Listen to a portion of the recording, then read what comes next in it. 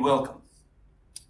What I'm going to do this morning, I'm going to tell you a few words about how generally we look at regulation and policies, no matter what case you are considering, right? What major points to pay attention at. And the second thing, I will be talking about the last. Actually, I was given a choice of 3 previous years' cases. And guess what?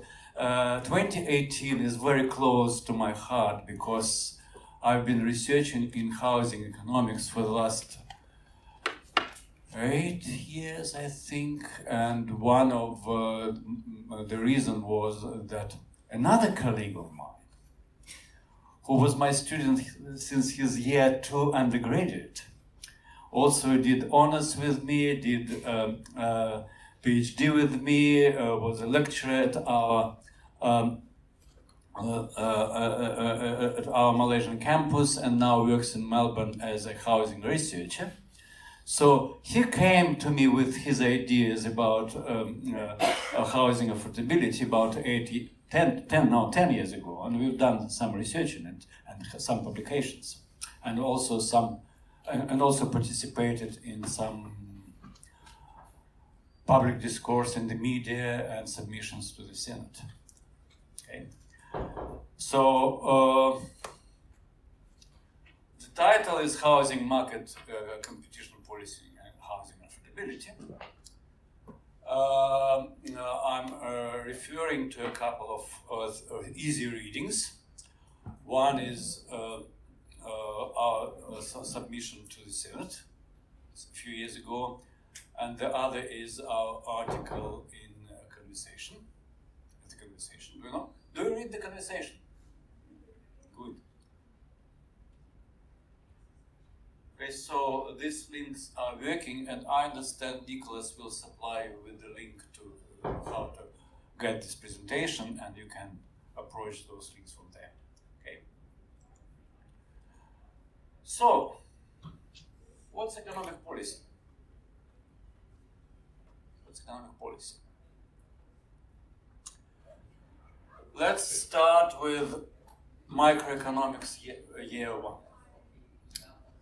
There is a market, there are profit maximizers, there is demand, supply, market equilibrium, market price. And when you start introductory micro, there is no, or almost no, any government. So there are producers and consumers, no government. Which is a very, very big assumption, because we know that the government takes part in the economics game at every step and everywhere. When you buy a box of cereals in the supermarket, there is a government. Why? Because there is a regulation that dictates businesses what should be printed on the box. Nutritional information, contents, energy, fat, and all those things, right? So there is a government.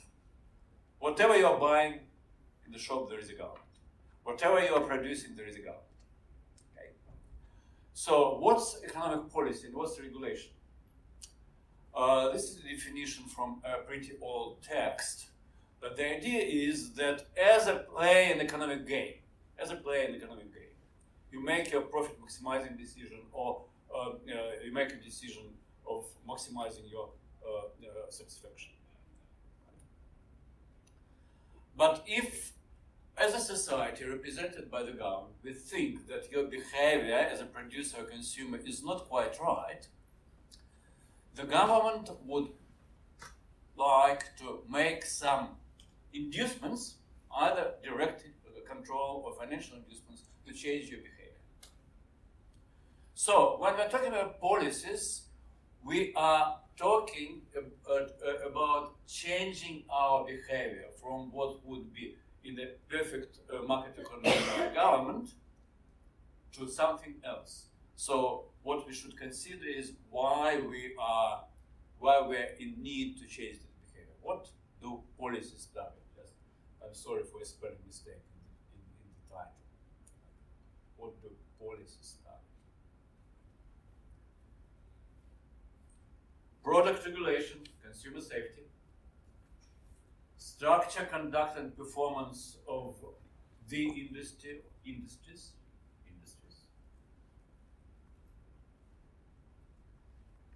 foreign investments,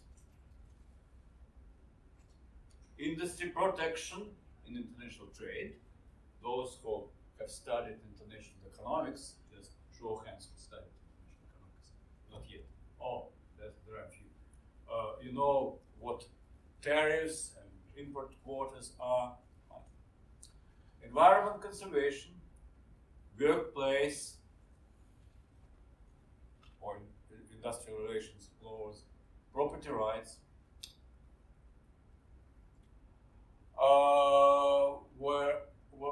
What we are talking about regarding housing, there are two other points. Industry policy and income redistribution.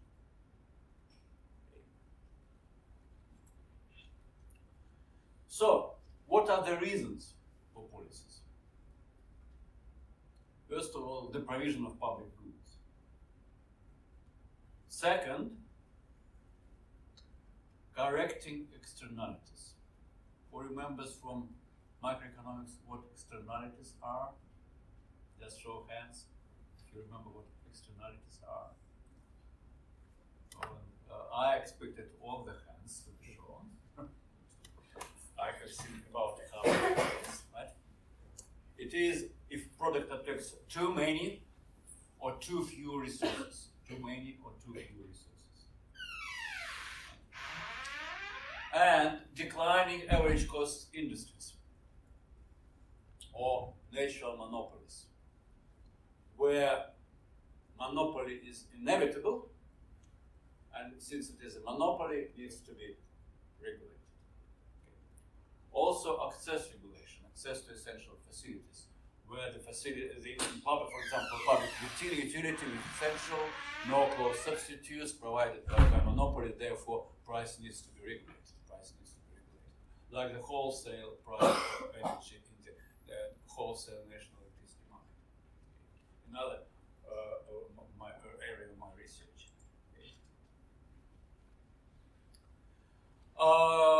Distribution of wealth, social security, and access to essential facilities, goods, price regulation. Okay.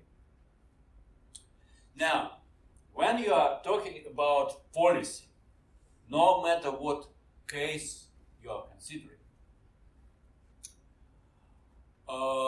there are two kinds of policies. One is direct control, rules, and direct regulations. It's where the government tells you, you must not do that, you should do that. So rules codified by legislation, regulation, rules and codes beyond laws issued by bureaucracy based on the existing legislation. Licenses, for example, if you want to build a mine, you need a license. Ridiculous rules in all states regarding licenses of taxes and regulating the number of taxes in the market. That ridiculous rule has been broken by companies like Google. Right? Airlines. To run in airlines, somebody needs a license. Broadcast frequencies. Import quotas, if any, and allocations, such as irrigation water.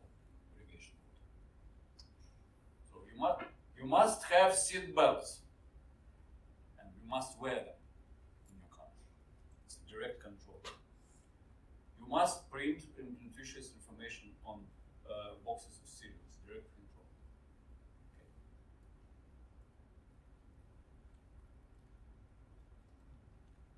you must not merge in a particular circumstance which was considered by PPCC, direct control. And another kind of regulation is financial incentives. Taxes, tax breaks, subsidies to industries, interest rates, tariffs, export subsidies, and in some cases, price regulation. In the Australian economy, price regulation is pretty limited. An example in terms of price cap is, for example, the price for private health insurance. Wholesale price for energy is capped. But when I came to Australia 28 years ago, there were far more prices were regulated, including, by the way, milk.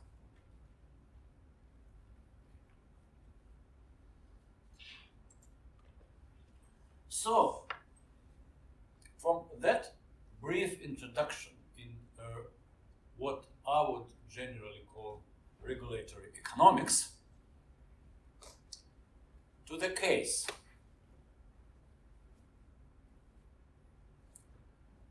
The case is about housing. The case about a recent proposition to introduce a tax on empty residential properties. So it's where people buy a property and do not live in it and do not lease it for a period of time. They have to pay additional tax. It was a proposal, it hasn't been implemented. And last year it was a case for consideration in your policy competition. The case was broken into 3 questions, and I will try to briefly talk about every question. I'm not giving answers as such, and I'm not giving you a technique of how to address cases, but I want to demonstrate what is actually involved. So, question 1. Provide and evaluate possible factors that may adversely affect both the demand and supply of housing in Australia. Demand and supply of housing in Australia. You cannot consider a policy with regard to housing because it is a kind of product in the market. The providers of this product, they are consumers. There are different categories of them, and before you actually, can you hear me without microphone? I hate it.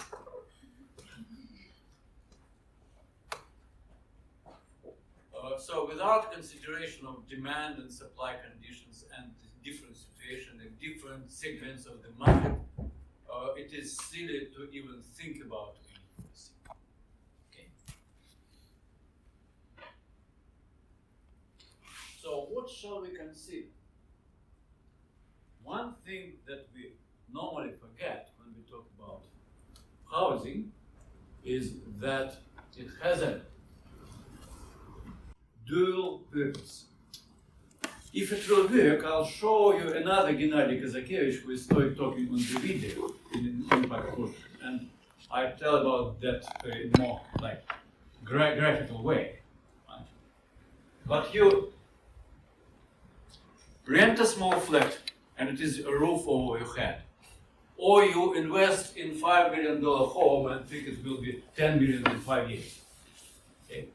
So it is investment. Or you buy a rental property and lease it out and live on, supplement your income, by a rental.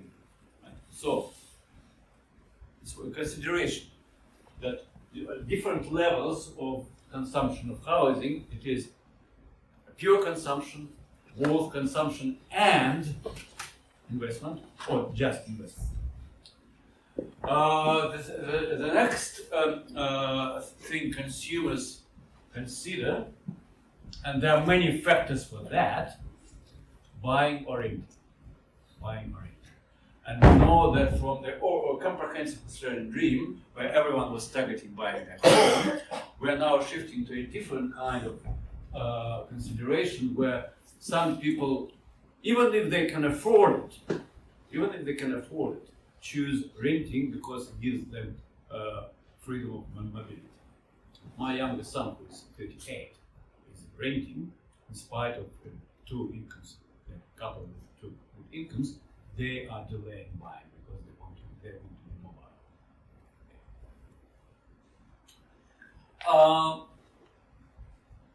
And the role of government when you consider this case. Pricing and other policies. Pricing and other policies. Okay.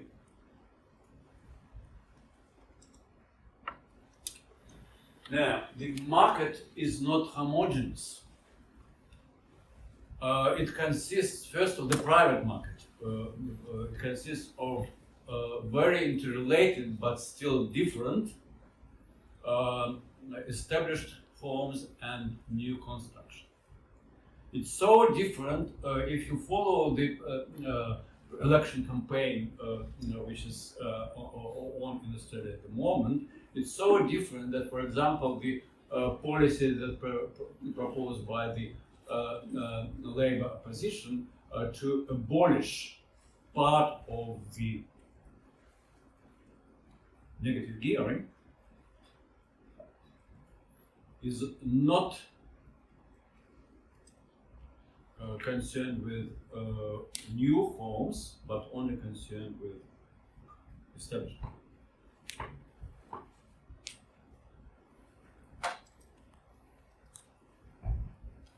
So, generally, and you are economists, so we are talking about demand, supply, and factors of demand and supply. If we are concerned with the prices for housing, what is involved on the demand side? Disposable income, interest rates,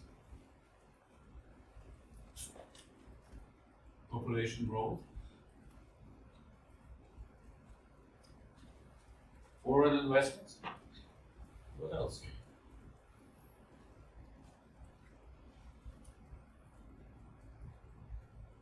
You would tell me also that the cost of construction, but the cost of construction is also affected with the factors which are listed on the screen at the moment.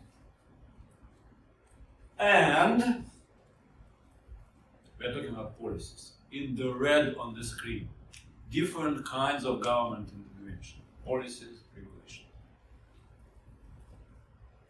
So when you are talking about any kind of regulations, you look at whether the regulation is on the demand side or it is on the supply side, and how it will affect the market directly or indirectly through other factors which are listed on the screen.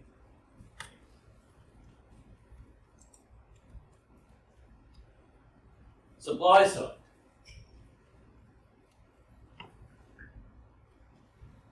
Availability.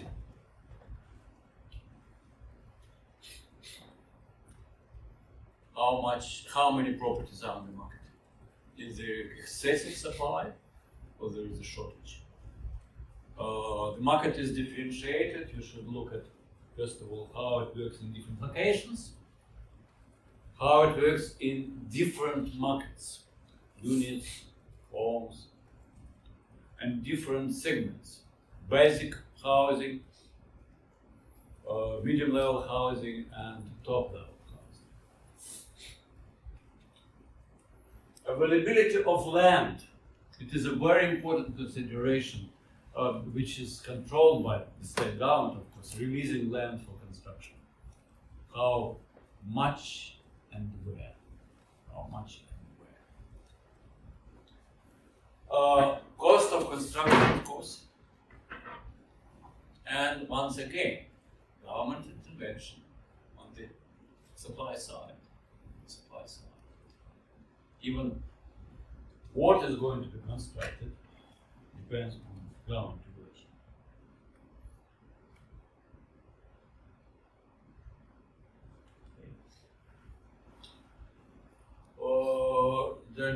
Well, it's a big story. We can talk about hours and hours about government regulation on the supply side. But just look at a very simple thing. The city of Port Phillip is restricting the number of parking spaces attached to new construction. It's a good or bad policy. They think, okay, people will be driving. People will take public transport. Just try to evaluate that. I can talk about this policy with like swearing language. So much I hate it because it is absolute short-sighting, not understanding economics, not understanding town planning, and not understanding anything. Or restriction on increasing density in the area, in the established areas of Gulf, which is pressured by same suburbs movement. Right? And due to that restriction, instead of where possible, build units on the place of one dwelling on the block of land, we are building in Berwick, Beckenham, we are building in the areas where there is no public transport, we are making our highways earlier than they're built. Consider that. So government intervention.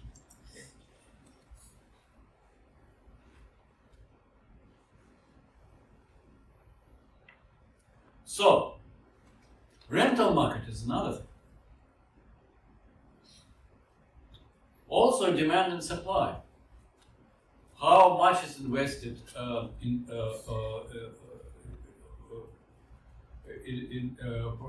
rental markets? Right? Also, affordability versus lifestyle considerations. Also, the consumer behavior in this case. In Australia, for quite a long time, and especially like out of 28 years in Australia, I think the first half of my time in Australia, it was strictly, renting was considered strictly as a temporary measure. So we are trying to temporarily arrange our housing before we start buying. And that was the attitude of consumers. And that was an attitude for landlords. Therefore, we have a lot of rental properties which are substandard, which would be illegal to rent out, for example, in Germany, because of this state of disrepair. We are now moving to a situation when a considerable proportion of the population, maybe about 30% at the moment, are considering renting as a long-term event in their lives, and to that extent, the regulation, which is rental housing, is controlled by state governments. So this attitude is reflected in new regulation, where the tenure of renting is supported, where people who rent are given far more rights.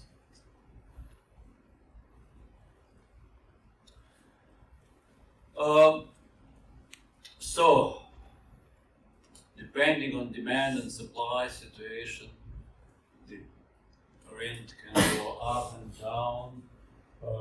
Well, if we are saying that it is unaffordable, especially in the low segments of the market at the moment. So one of the things we have to consider what's housing affordability. Okay. Why am I concerned with the pricing?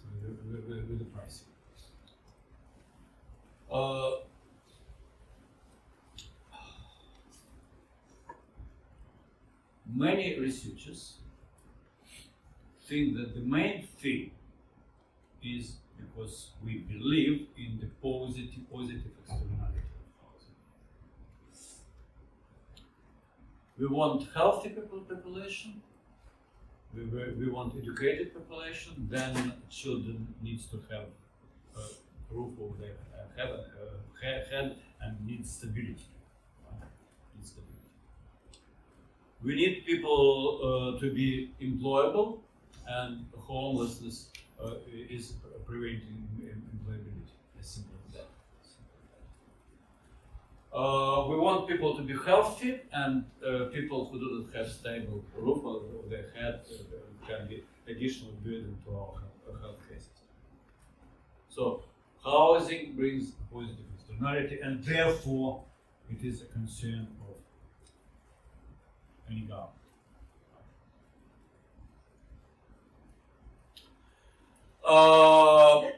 If prices are too high, if people cannot afford housing, we call it housing stress. So the policy we are talking about, which is introducing a tax on empty property, it's also an attempt to reduce the housing stress.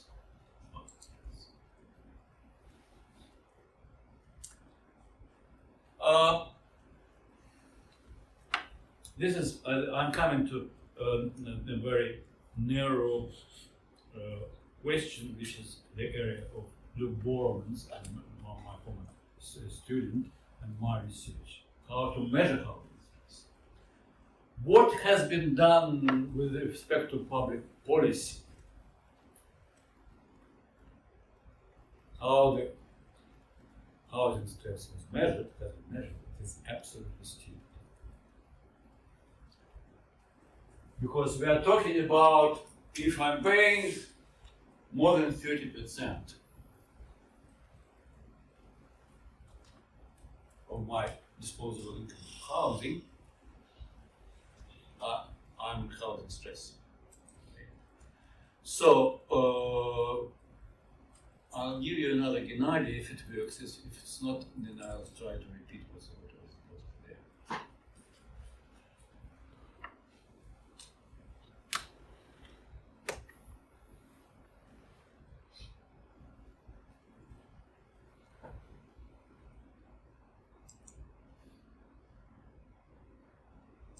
You'll have to turn the sound on again, Andy.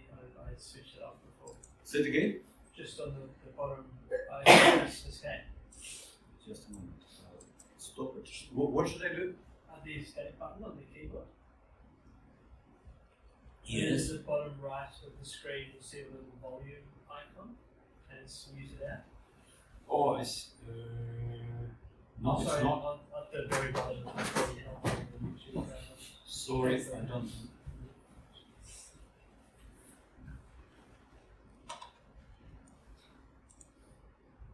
Oh, it's a Windows thing. Yes. I'm an Apple user. Sorry about that. Additional understanding is that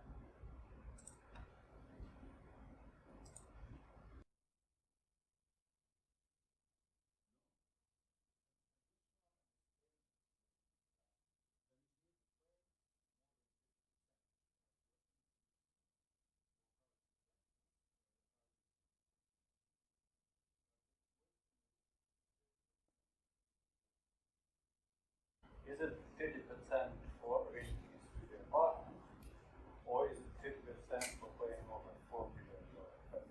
We also forget that unlike a jar of milk, which is consumable, when you are buying shares, you are definitely investing. But when you are buying housing, it is relatively both. Housing stress is where you define this is the borderline of profitability. If you're below that borderline, you are in housing stress. But the actual considerable part of our research is how to measure that borderline. We look at what people live on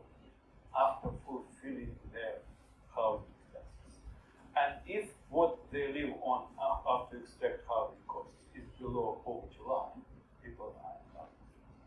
So the only solution is to build where infrastructure is, moving from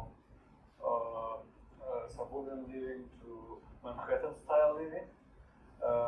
It is inevitable, especially because the forecast is in a couple of decades the population will double. Okay, so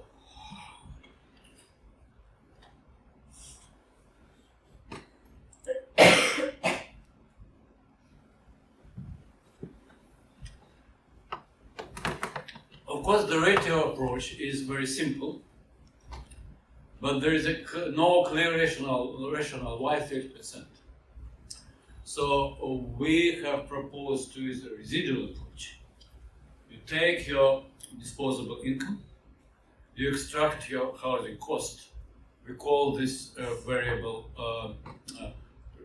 residual income after housing. And if residual income after housing is below poverty line, this is what housing stress is. And we convert this one variable scalar variable into a matrix of different values for different categories of people, different categories of household. And then we can single out the categories of households that are more probably will be in distress, and we can develop policies targeting those particular people. Okay.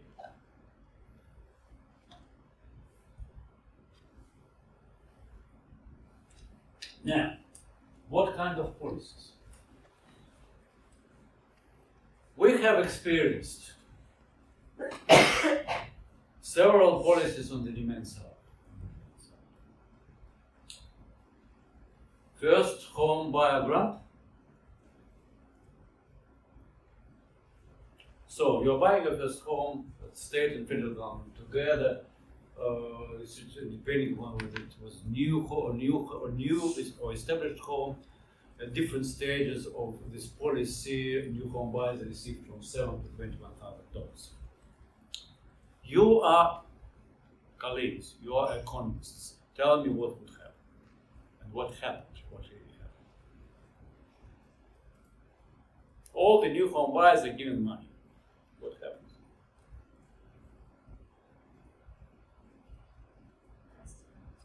Price goes up. Exactly. We felt that in our family. At the time of that policy, some years ago, my oldest son was a first home buyer. So he found a property. By the time he developed all the arranged all the paperwork, the grant was guaranteed. The price it was very popular. The prices went up exactly for the amount he had. And we made our calculation together, and we could prove that that very inducement of money was the actual reason for rising median price exactly for that amount. As simple as that. First home buyer accounts, it was proposed by federal government, implemented, but was not very popular. It is where if you guys put your money in special account where you accumulate an amount which is needed for deposit, then the government matches your deposit dollar per dollar. So you put aside $5,000, the government gives you $5,000. Was not very popular. The takeout that offer was very, very low. So all the attempts to act on the government to act on the demand side are inflationary.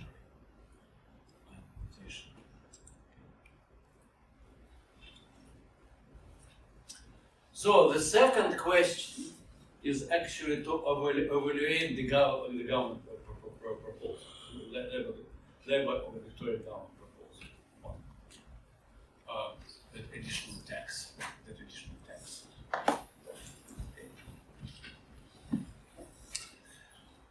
order to evaluate, how I would approach evaluating, I would think about, am I running too late? People have to go to classes.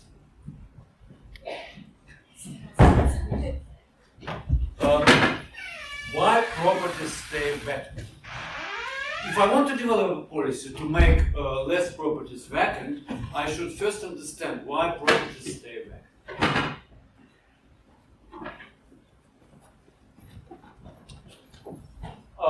If I'm an investor, and if I think that I'll park money in the property will go, the price will go up, and it will go up faster than my rental income.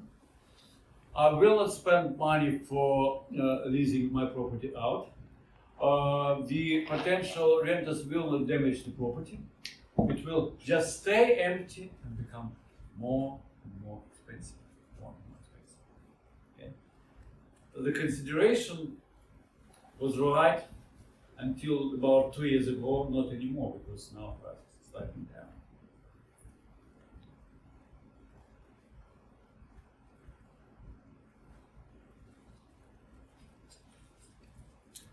So, a tax is supposed to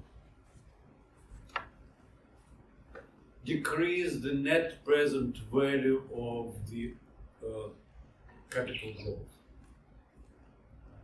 I expect that the property will grow in value. I can calculate the net present value of the growth. I extract tax, therefore the net present value of the growth is diminished. And the idea is that if the new net present value is lesser than the net present value of renting property out, okay, I'm talking about literate economics and accounting terms. People who do this, maybe they do not use the term net present value, but the idea is the same. In a number of years, I will be owning the property. Am I better off by keeping it empty, or I'm better off by using it out? So the expectation of the government is that if we introduce this tax, there will be incentive for owners to lease the property out. Now, recently a research was published based on analyzing water bills. How many properties are really empty? So, I can tell you that it is a town legend, not a reality, that a lot of properties are really empty. And the majority of empty properties are not in documents, like some people think. So, this is the answer from that research. The majority of properties in Melbourne by suburb empty are in Box Hill. And the proportion is 16.5%. Now, as a market economist, I believe that if the market works properly only if there is a little bit of excess supply. So some properties should stay empty. If a property is advertised for rent and there are 50 persons or couples or families going through that property every day, it's not healthy. It means shortage, and this is what increases the price. So yes, you need to increase supply. But 16.5, and in Box Hill, I'm sorry, I have to put meat in this figure. My conclusion would be there is a lot of investors from mainland China investing through their relatives or friends who live in Box Hill, right, who keep these properties empty. Right? keep the properties empty. Why they do this? Why they invest from in China? They still believe in the security of ownership and property rights and stability of financial system in Australia. And even if they will be losing on tax, that will not shift their behavior. Because those investors definitely don't think in terms of net present value. They think about the security of investment compared to their home country. So I'm telling you my opinion, this tax will not affect the majority of investors, either because they don't keep their properties empty or because their consideration and behavior is very, very different. And the last question is, what really is a good policy? What really is a good policy? So,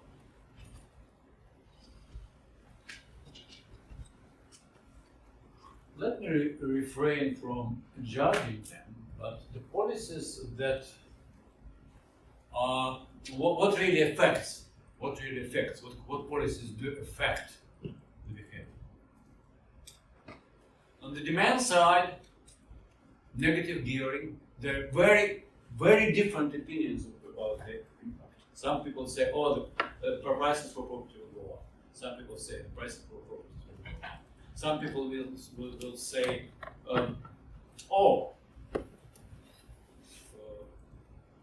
well, the rent will go up. Some people say the rent will go down. I'm a landlord myself. I have a couple of investment properties because I'm retiring and I have to secure my income. So when we were buying those investment properties, and if such a policy would be introduced, I would be in a great loss. I would rather move out of that kind of investment, or I would really try to increase the rent.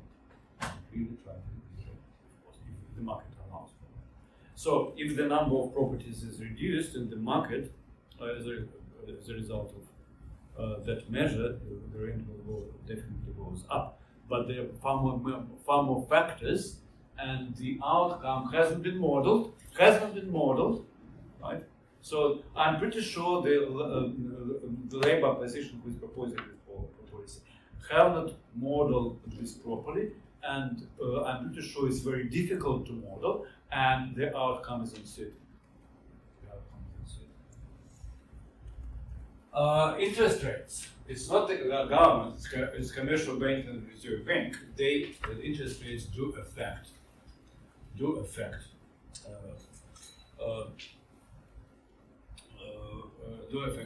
prices. Stamp duties. It's a ridiculous thing that the government who wants for prices to go down also doesn't consider that that stamp duties will go down as well, and they will be worse off in terms of their revenue. But in order to look, people like my wife and I, the kids have grown up long ago. We are two of us in a four-bedroom house. Not the only one, but one of the considerations about downsizing is that we will be losing on that operation for about $50,000 because it's why. So if you want to release some houses that are occupied by couples like us in retirement age, then you would, one of the things you would do is just abolish stamp duty for people who are downsizing in their retirement age. As simple as that. It is a simple policy. The government doesn't do that because they have calculated their stamp duty revenue. Okay. So, what does affect supply? Okay, again, interest rates, but also land release in the hands of the state government. Land rezoning, we have all the lands rezoned, A, B, C, D, and for example, if you want to convert some public spaces into housing spaces, that has been done. For example, when Kenyan government closed some schools in the suburbs, the schools were demolished and the blocks of land and the schools were built up in residential housing. Subdividing farms, terrible thing which is happening, especially to the west and southeast from metropolitan Melbourne. Increasing density. I'm a big fan of the idea of increasing density because then you put housing where infrastructure is. I'm not a fan of building tall housing blocks like they do that in Yarway, how's it called? How the suburbs called? I forgot. One of the inner suburbs along the southeastern directed railways. South Yarra, thank you. So, South Yarra. So yeah, I'm not a fan of that, but at least making a few flats instead of one additional house is a good idea. Right? Stamp duties, and this is one of the policies we advocate in our Senate solution. Remove stamp duties from retirees. As simple as that.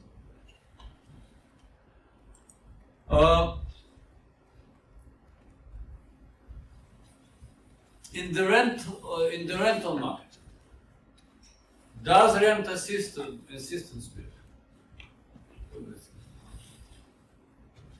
Does rent assistance? The same thing as first home buyer grant. The more rent assistance, the more expensive the rent. Right? The only answer is boosting construction. So for land release, rezoning, replanning, and private-public partnership. Okay.